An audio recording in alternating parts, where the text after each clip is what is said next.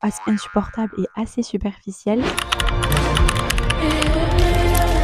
Je vais vous faire un petit point sur mon Read Challenge. C'est quelque chose que je m'étais lancé fin d'année 2025 et honnêtement, à l'heure actuelle, j'ai juste lu un livre, qui est le premier livre dont je vais vous parler, qui est Madame de Bovary de Gustave Flaubert. C'est quand même vraiment un livre que quand vous êtes au lycée, vous avez absolument pas envie de lire, mais que du coup, au final, je me suis retrouvée à lire donc pour mon challenge.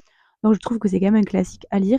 Et au final, j'ai vraiment eu un avis hyper controversé sur le personnage que en fait j'ai trouvé de premier abord assez insupportable et assez superficiel. Quand je prends un peu du recul, vous avez aussi un personnage hyper complexe et là en fait c'est le moment où je ne sais pas quel siècle on est. Vous avez un personnage où vous avez le rôle de la femme et la représentation féminine, un personnage féminin qui est controversé dans le sens qu'il est plus dans l'acceptation de son rôle en tant que femme, mais au contraire, elle veut avoir sa propre identité. En fait, elle souffre parce qu'elle se retrouve coincée dans un mariage. Un des premiers classiques que je lis où vous avez l'illustration, un personnage féminin complexe à l'époque qui aspire même à trop et qui se retrouve coincée, qui a été très jeune, coincée dans un mariage auquel elle n'est pas épanouie et qui se retrouve condamnée avec quelqu'un qu'elle déteste.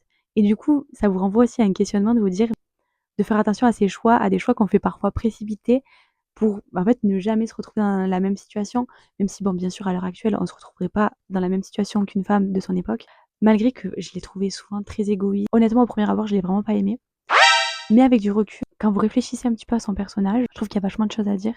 Ça vous interroge en fait sur les choix que vous pouvez faire. Juste une femme qui est perdue et qui est coincée.